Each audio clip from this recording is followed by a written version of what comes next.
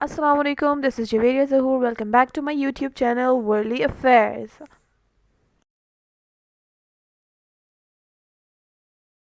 आज हम पढ़ेंगे जनरल साइंस एंड एबिलिटीज़ के चौथे टॉपिक सोलर सिस्टम के बारे में। हम पढ़ेंगे सोलर सिस्टम क्या है, ये बना किस चीज़ से है, सोलर सिस्टम की शुरुआत कैसे हुई, स्टार्स और प्लैनेट्स में डिफरेंस क्या है, प्लैनेट्स की कितनी टाइप्स हैं और इन सब की डिटेल्स के बारे में पढ़ेंगे।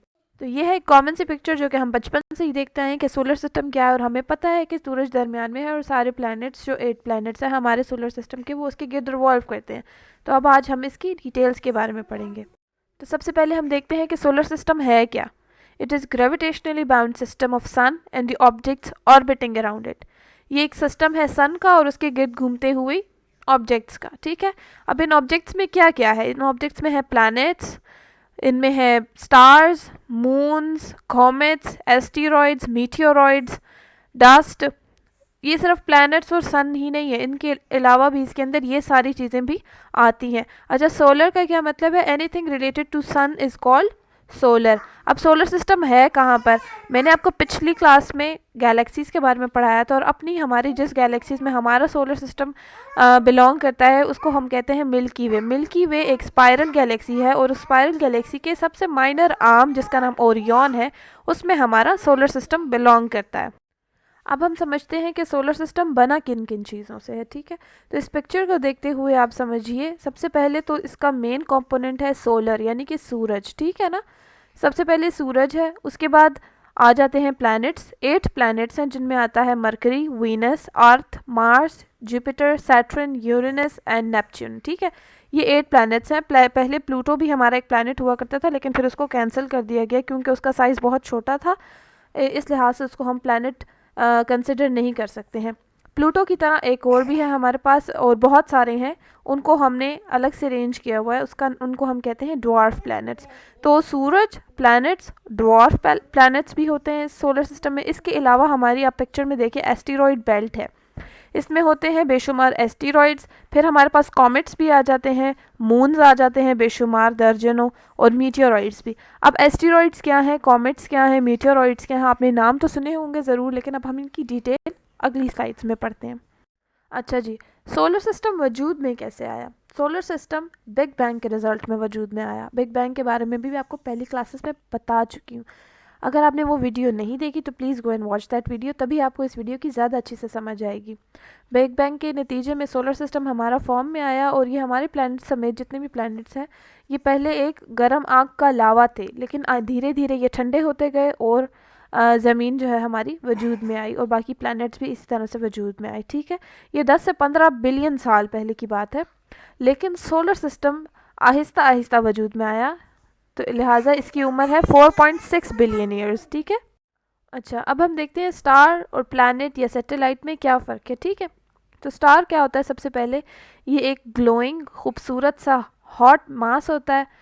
अच्छा, ग्लोइंग होता है और हॉट भी होता है, लेकिन ये बना होता है गैसेस से। ठीक है, जैसे कि सन भी एक स्टार है हमारे पास। इनके मुख्तलिफ साइजेस होते हैं, जिनमें हो सकता है सन सबसे बड़ा स्टार हो हमारे पास इस वक्त। ठीक है, इस तरह के बेशुमार छोटे स्टार्स जो हमें आसमान पर दिखाई देते हैं, और इसके अलावा जो हमें नहीं भी दिखाई देते, बेशुमार स्टार्स हैं। इनकी ग्लो इनके थर्मोन्यूक्लियर रिएक्शंस की वजह से होती हैं। ये एक एनर्जी इवॉल्व करते हैं, एमिट करते हैं। ठीक है, जिसको हम थर्मोन्यूक्लियर रिएक्शंस कहते हैं, या फ्यूजन्स कहते हैं, फिजन्स कहते हैं। ठीक है, इसके अलावा प्लैनेट में क्या फ़र्क है? ये एक ऐसी सेलेस्टियल बॉडी है, यानी फ़िज़ा में, खला में एक ऐसी बॉडी है जो कि सूरज के गिर्द गर्दिश करती है। जो बॉडी सूरज के गिर्द गर्दिश करती है उसको हम कहते हैं वो एक प्लैनेट है।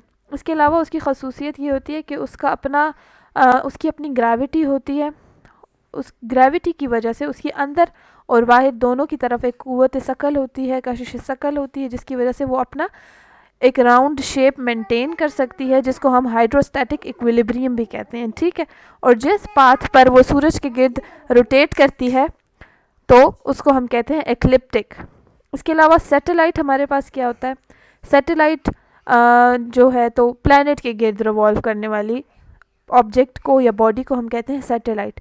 सैटेलाइट आर्टिफिशियल भी हो सकता है और नेचुरल भी। नेचुरल सैटेलाइट्स हमारे पास है मून, जिस तरह के अर्थ के गिर्द मून रिवॉल्व करता है, वो है उसका नेचुरल प्लानिटरी सैटेलाइट।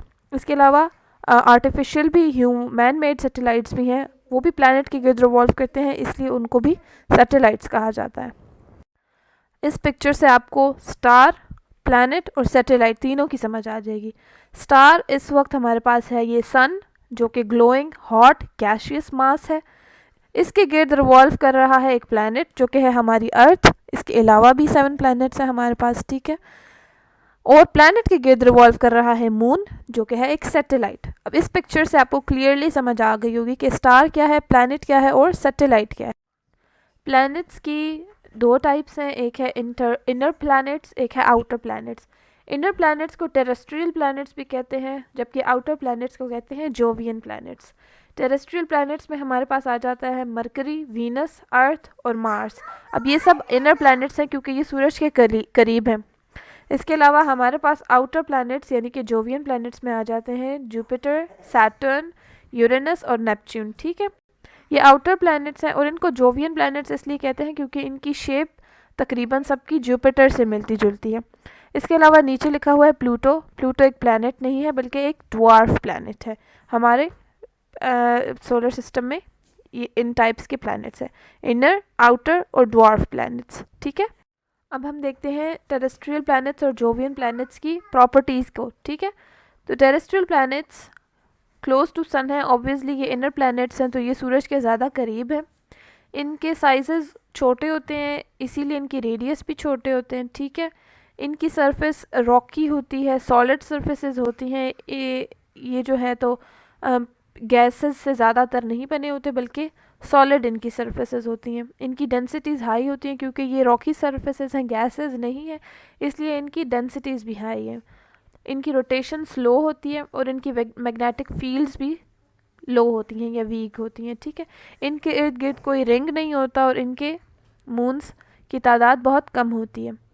इसके बरक्स जोवियन प्लैनेट सूरज से दूर होते हैं, इनके साइजेस बड़े होते हैं, रेडियस बड़े होते हैं, ये गैसेस से बने हुए होते हैं और गैसेस से बने होते हैं इसलिए इनकी डेंसिटीज़ भी बहुत कम होती हैं और अपने हल्के मास की वजह से ये इनकी रोटेशन भी ज़्यादा होती है, इनकी मैग्नेटिक फील्ड भी बहुत स्ट्रांग होती है, इनके इर्द गिर्द बहुत सारे रिंग्स होते हैं और बहुत सारे मून्स होते हैं। अगली क्लास में हम पढ़ेंगे टेरेस्ट्रियल प्लैनेट्स की डिटेल्स को। Thank you so much for watching this video. Like, subscribe and share for more educative content.